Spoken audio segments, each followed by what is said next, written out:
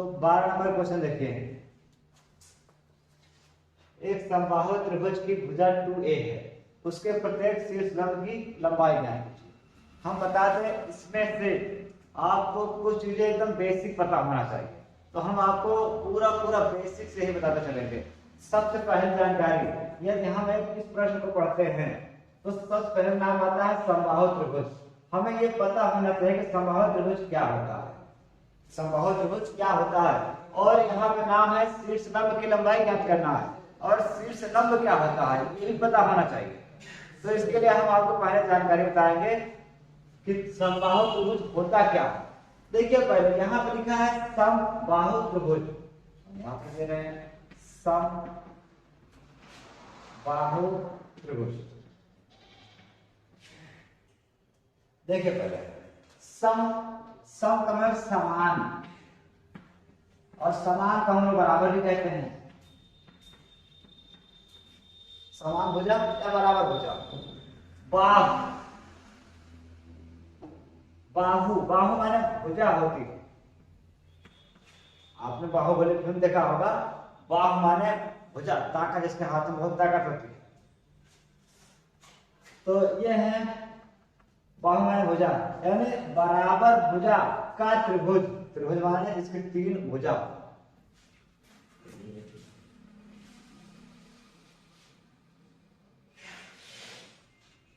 तो हमने ये एक त्रिभुज बनाया जिसकी तीनों भुजा बराबर है, समान मतलब तीनों भुजा बराबर है, समबाहु त्रिभुज।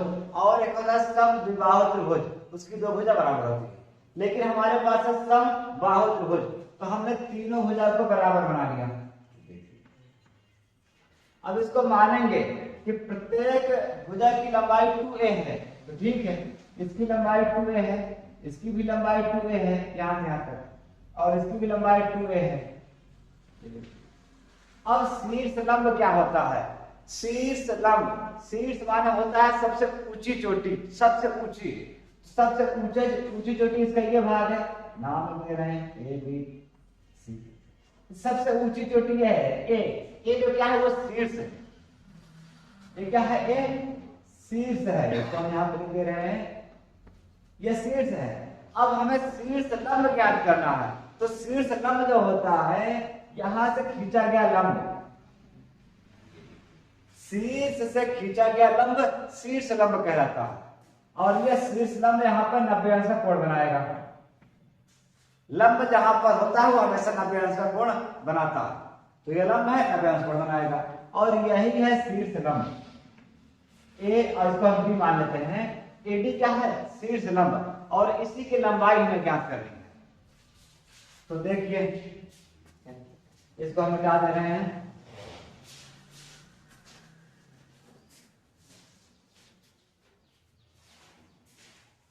पहले देखिए इसको हम कुछ मानेंगे, डायरेक्ट एडी ही लिखेंगे।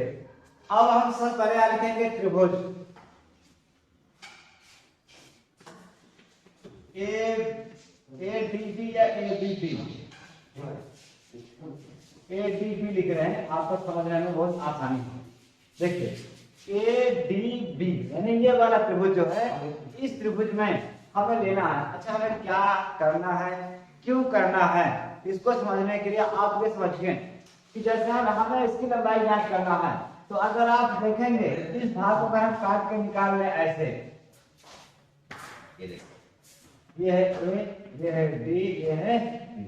अब आपने त्रिकोणमिति पढ़ा है कि अगर यहाँ पर 90 अंश का कोण बनता है तो ये होता है लंब, ये होता है आधार, और ये होता है कर्ण।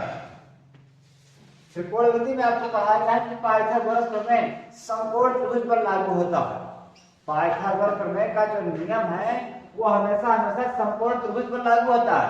तो यहाँ पर बन रहा है समकोण त्रिभुज, और हम समकोण त्रिभुज की एडी की लंबाई ज्ञात करेंगे, वो लंब है, तो लंब ज्ञात करने के लिए हम पाइथागोरस प्रमेय का यूज करेंगे। तो सबसे पहले देखिए, अब इसके लिए हम लोग जानते हैं कि पाइथागोरस नियम लगता है, त्रिभुज ए डी बी में पाइथागोरस।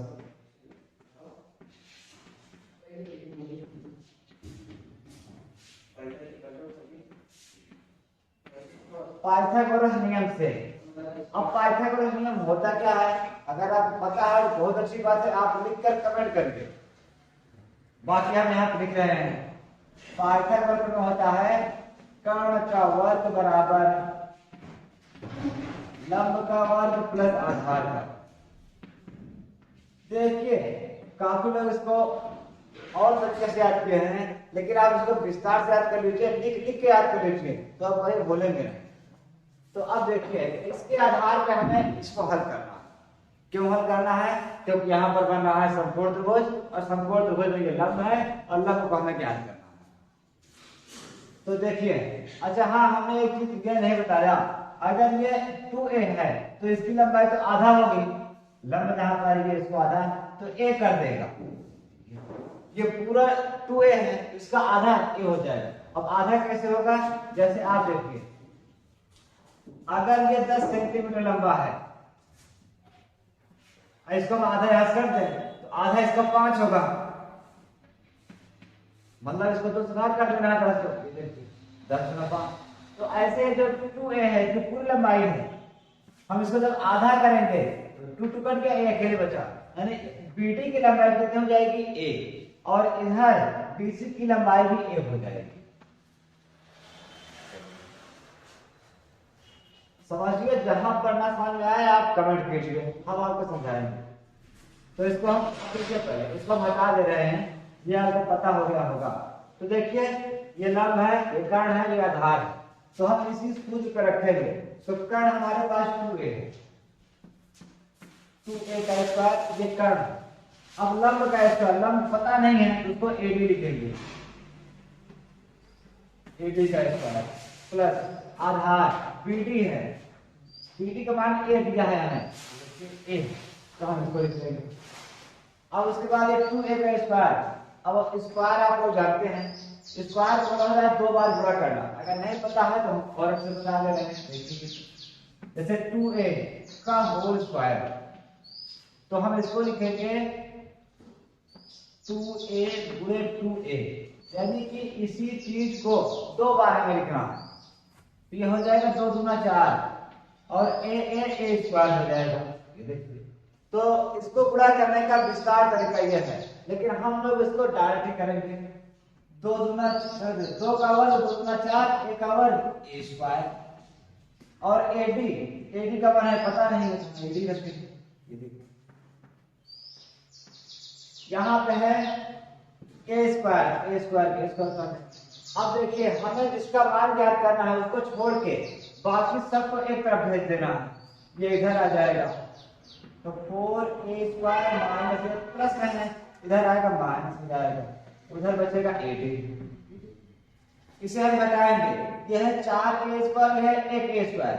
किसी भी चर के साथ हमेशा एक छिपा रहता है, तो ये 4 में घटेगा 3 बचेगा, यानी होगा 3a स्क्वायर बराबर 80। अब यह स्क्वायर इधर आएगा, इसका हम वर्गमूल कर देंगे। तो देखिए हम इसको यह करके लिखना चाहते हैं, हम ऐसे लिखते हैं AD स्क्वायर बराबर 3a स्क्वायर। अब इस स्क्वायर को उधर भेज देंगे तो दोनों पक्षों का वर्ग हो जाएगा। आप खारे ना लिखो, ये नहीं दिखा था, अच्छा चलो, अच्छा ऊपर लिखते हैं। तो ये स्क्वायर उधर जाएगा तो वर्गमूल कर देगा, यानी कि AD स्क्वायर बराबर √3a स्क्वायर। ठीक है, यहां से हम यहां पर आ गए। अब हमने ऐसा क्यों किया, इसको हम आपको समझाने थोड़ा सा बेसिक कुछ पॉइंट आपको बता दे रहे हैं। ये देखिए पहले, अगर हमारे पास x स्क्वायर बराबर y है, तो हम आवश्यकता पड़ने पर इस स्क्वायर का पक्षांतर कर देंगे, और यह स्क्वायर इधर जाएगा तो इसका वर्गमूल कर देगा। ठीक है, तो इसी प्रकार यह स्क्वायर था AD स्क्वायर बराबर 3a स्क्वायर, यह इसका उधर गया, इसका रूट कर देगा। अब देखो, हम अगर रूट को विस्तार से समझें तो रूट का मतलब ये होता है कि यह रूट एक बार 3 पर अलग लगेगा और एक बार a पर अलग लग जाएगा। अब इसका a स्क्वायर रूट कैंसिल, यानी 3 और ए अकेले बचत, एक हम आगे बढ़ाएंगे। ये हमारा उत्तर, यही है शीर्ष लंब की लंबाई। और हाँ, यहाँ पर स्क्वायर रूट खत्म क्यों हुआ उसके लिए आप सूत्र देख लीजिए। कहीं भी ये स्क्वायर है रूट है तो उसका स्क्वायर रूट कैंसिल हो जाएगा, केवल एक ही बचेगा। अगर ये 5 का स्क्वायर रूट दोनों करते तो ही स्क्वायर रूट कैंसिल, केवल 5 करेगा। तो बेसिक चीजों को आप अच्छे से समझ के अच्छे से याद कीजिए। यही छोटी छोटी चीजें सवाल में हमें स्पीड बनाने को मदद करती है। तो ये हमने आपका एक सवाल पूरा पूरा कंप्लीट कर दिया। इसे उतार लीजिए बढ़िया से। तो अगला सवाल,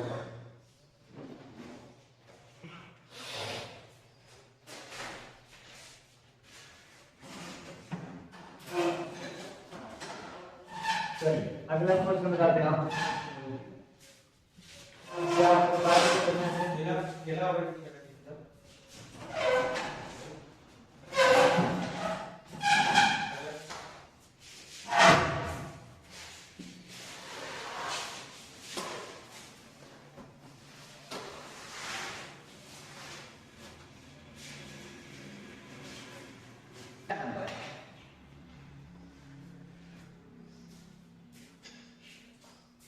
तेरह नंबर हमारा सवाल है,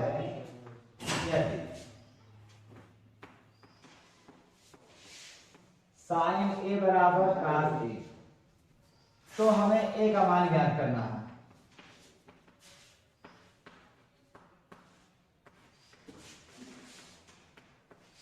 ए का मान होगा तो ऑप्शन है 0, 30, 45, 60। इसको हम दो वजह से हल कर सकते हैं। पहला तो हम ये हल कर सकते हैं,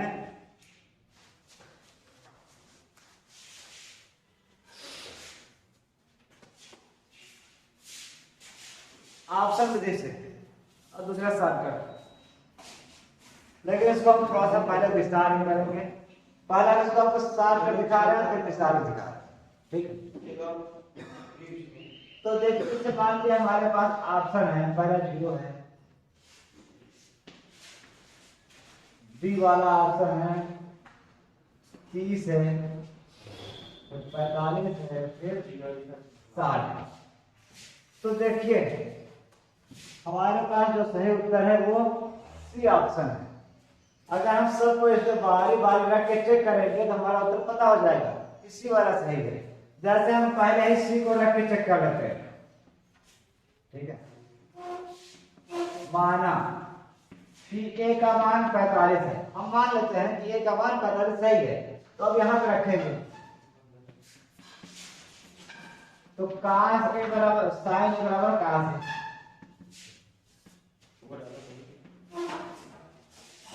तो यहां रखेंगे sin 45 बराबर cos 45। तो दोनों का मान 1/√2 होता है। दोनों का मान 1/√2 होता है। अब यहाँ 1/√2 बराबर है, यानी दोनों का उत्तर सेम है, इसलिए हमारा उत्तर सही क्या है। वैसे आपने हल करने की जरूरत नहीं थी, आपको केवल समझना था कि ऐसा कौन सा मान है जो साइन के और कास के दोनों के मान को बराबर देता। तो हम साइन 45 और कास 45 का मान एक ही होता है, वो √1/√2 होता है। लेकिन इसको हम विस्तार से करेंगे, शॉर्टकट कम से देखना, शॉर्टकट सबको नहीं पता रहता है। तो विस्तार से करने के लिए पहले हम इसको लिखेंगे यदि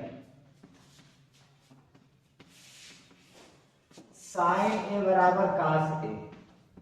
अब देखिए हम लोग जानते हैं कि कोई भी अंक है या चर है उसके साथ हमेशा एक गुणा में छिपा रहता, अर्थात कहने का मतलब हमारा ये है, जैसे x है तो इसके साथ हम कह सकते हैं 1x, इसके पास छिपा है, यह एक छिपा रहता है।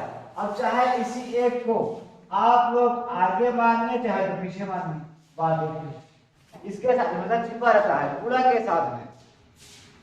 तो यहाँ पर हम मानेंगे कि साइन ए बराबर cos ए गुणे 1, यानी इसके साथ एक गुणा में हमेशा लगा है, ऊपर में दिखा दिया। अब देखिए इस cos को उधर भेजेंगे और जैसे ही काश इधर आएगा ये बटे में हो जाएगा और यहाँ बचेगा 1। और हम जानते हैं कि साइन बटे काश ये tan का सूत्र होता है। अगर आपको पता है तो ठीक है, नहीं पता तो लिख ले रहे हैं।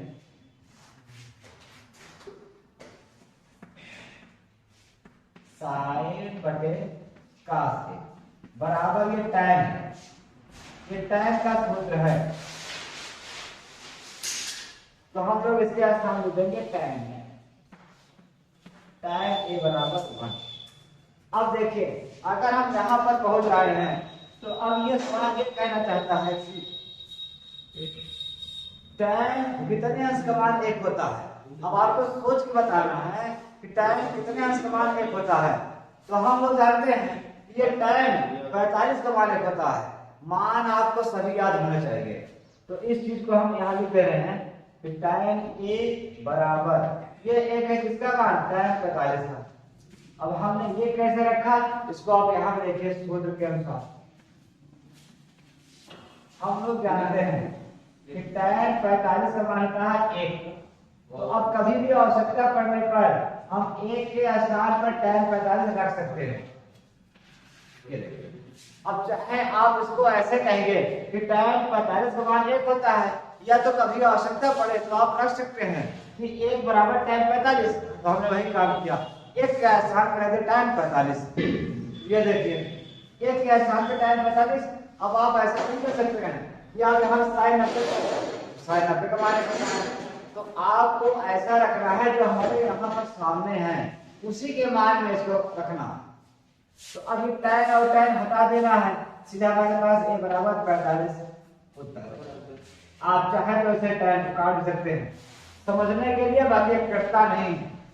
ये a बराबर 45 हमारा उत्तर आ गया। तो ऑप्शन 45 सही है।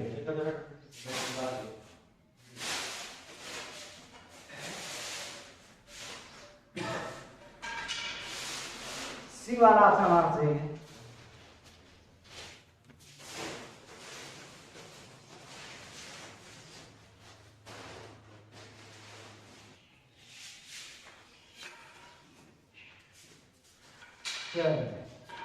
अगला सवाल देखते हैं, इसको आप अच्छे से उतार लीजिए और जो चीज ना समझ में उस चीज को कमेंट कीजिए।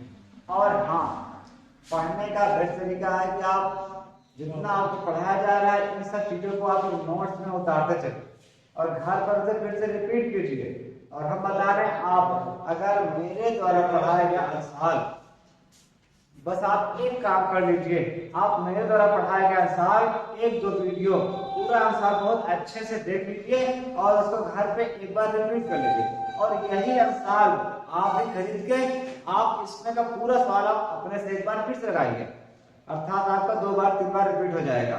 तो उसके बाद हम बता रहे हैं आपका पेपर में 100% मैथ में आएगा पूरा। तो देखिए हम आपको अंशाल ऐसे तरीके से पढ़ाएंगे कि आप अगर कक्षा 10 में अच्छे से नहीं पढ़े हैं फिर भी आपको एकदम बेसिक से बताते हैं, एकदम हाई लेवल तक जाएंगे। उसमें का एक स्टेप बाय स्टेप सब कुछ बताएंगे, एक एक पार्ट का भी पार्ट बताएंगे कि कहाँ पर क्या चीज हो रहा है, कौन सा सूत्र लगाया जा रहा है, कौन सा स्टेप हो रहा है। तो ये सब चीज पूरा विस्तार से बताया जाएगा। तो आप लोग अगर कक्षा 10 में अच्छे से नहीं पढ़े हैं फिर भी आप अंशाल हमारा देखिए, अंशाल का वीडियो देखिए, यहाँ पूरा सॉल्यूशन आपको बढ़िया से कराया जाएगा। तो अगला सवाल है 14 नंबर। 14 नंबर क्वेश्चन बहुत ही इजी है। a बराबर 30, तो 1 प्लस tan स्क्वायर और 1 प्लस cot स्क्वायर, इसका मान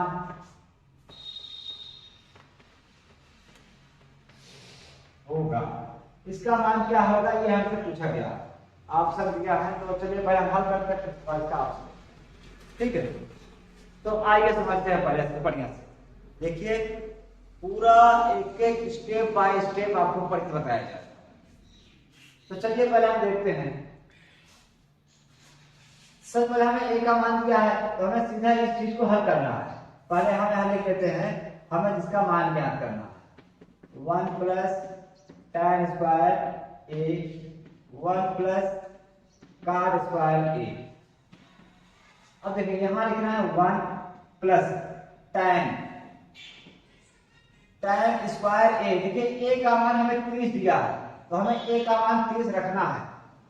आप चाहे तो यहां पर लिख सकते हैं कि a बराबर 30 रखने पर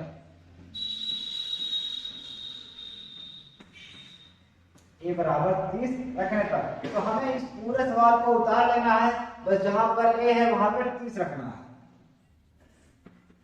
तो a यानी 1 को उतार लिया, प्लस को उतार लिया, tan उतार लेना है, स्क्वायर a का मान है 30 रखेंगे। फिर नीचे 1 प्लस कॉट स्क्वायर ए, 1 प्लस कॉट स्क्वायर ए का मान 30 रखेंगे। अब इसको हम थोड़ा सा मान रखेंगे, तो आपको मान याद होना चाहिए। मान नहीं याद है तो हम एक वीडियो बनाएंगे, इसमें पूरा मान याद करने का तरीका होगा, बहुत ही आसान तरीका। तो पहले देखिए मान आप याद कर लीजिए। tan 30 का मान इधर लिखेंगे चलतेगा, तो हम इधर लिख दे रहे हैं। आप देखिए सूत्र को याद, tan 30 का मान 1/√3 और अगला है cot 30 का मान। तो cot 30 का मान जो होता है √3 अकेले होता है। मान आप लोग याद कर लीजिए, बहुत इंपॉर्टेंट है। हम आपको थोड़ा यहाँ कुछ बता दें, अगर आप ये याद किए हैं tan 30 का मान इतना होता है, cot 30 का मान √3। अगर आप और याद करना चाहें तो ध्यान दीजिए, जो लिखा है यही cot 60 का मान है। cot 60 का मान हमारे पास √3 होता है, और जो cot 30 का मान है यही tan 60 का मान होता है। ये ठीक है, तो ये cot 30 का मान √3, tan 60 का मान √3 होता है। यानी √3 जो है वो दोनों का मान होता है, cot 30 का और tan 60 का भी होता है। और ये भी जो है ये भी दो लोगों का मान है, किसका? tan 30 का मान 1/√3, cot 60 का मान 1/√3। अगर आप दो चीजों को रिलेट करके याद करेंगे ना तो आपको बहुत अच्छे से याद हो जाएगा। ऐसे ही इसी प्रकार से जैसे आपने लिखा होगा, ये देखिए sin 30 का मान होता है 1/2। अब आपको पता होना चाहिए यही का 60 का मान भी होता है 1/2। तो आप इसको ऐसे लिख के याद कीजिए, sin 30 का मान बराबर cos 60 का मान बराबर होता है 1/2। अगर आप चीजों को रिलेट करके याद करेंगे तो आपको जल्दी याद हो जाएगा बहुत अच्छे से। अर्थात sin 30 का मान cos 60 का मान बराबर होता है 1/2, और दूसरा होता है आपने देखा होगा sin 60 का मान √3/2, और यही मान cos 30 का भी होता है। यही मान किसका है? cos 30 का मान √3/2 और sin 60 का मान √3/2। अगर आप ऐसे रिलेट करके याद करेंगे तो आप बहुत बहुत जल्दी याद कर लेंगे। और ऐसे ये होता है sin 45 का मान 1/√2, और यही होता है cos 45 का मान, ये पूरा सेम रहता है। अर्थात अगर आप देखेंगे तो जिन दो कोणों का योग 90 होता है, जिन दो कोणों का योग 90 होता है उनका मान सेम होता है। sin और cos में, tan और cot में, और cos और sec में सेम होता है, बस 90 से घटाओ तो मिल जाएगा। तो ये हमने आपको बताने का तरीका बता दिया, आप इसको याद कर लीजिए अच्छे से। तो चलिए हम सवाल पूछे थे यहाँ पर, हम मान रखेंगे पहले 1 प्लस tan 30 का मान ये रहा 1/√3 स्क्वायर कर देंगे। फिर 1 प्लस cot 30 है, 30 का मान √3 अकेले है, इसको हम होल स्क्वायर कर देना है। स्क्वायर हमने कर दिया। अब इस चीज को हम कुछ यहाँ पे लिखेंगे। आपको एक बेस चीज याद रखना है, जो बराबर का चिन्ह है ये हमेशा मेन लाइन के सामने होना चाहिए, न तो ऊपर न तो नीचे। तो हम सब पहले इस 1 को उतार लेंगे। अब यहाँ पर 1/√3 का स्क्वायर है, हम अगर डायरेक्ट बताएं तो 1 का स्क्वायर 1 होगा, और √3 का स्क्वायर 3 अकेले होगा। अब ये हुआ कैसे तो हम आपको विस्तार बता देते हैं, समझ लीजिए। देखिए 1/√3 ये स्क्वायर है। अब ये स्क्वायर का एक नियम है, यह स्क्वायर एक बार 1 पर लग जाएगा और यही स्क्वायर एक बार नीचे पर भी लग जाएगा, हर अंश हर दोनों पे लग जाता। अब आपको हमने बताया है कि अगर आप एक का स्क्वायर एक को 2 बार लिखेंगे तो एक का उत्तर एक ही आएगा।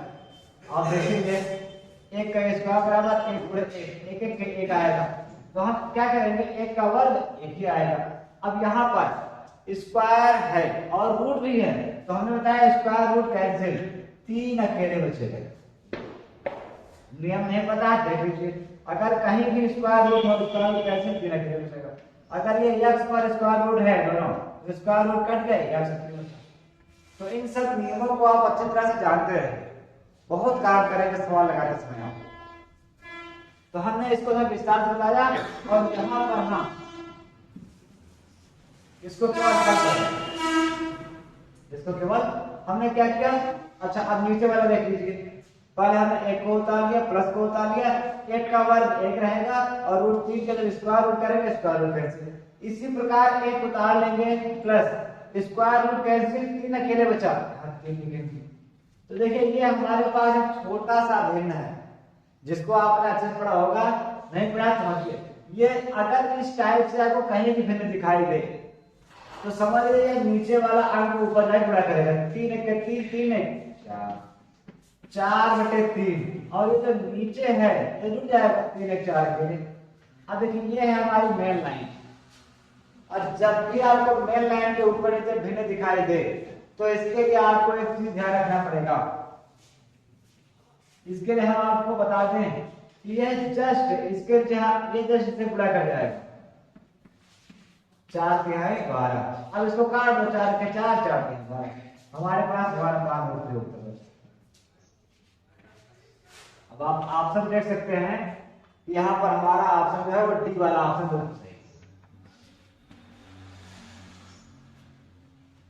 जैसे हम बता रहे हैं इसको आप अच्छे रिपीट कर दीजिए, बता रहे सवाल आप भूलेंगे नहीं, बहुत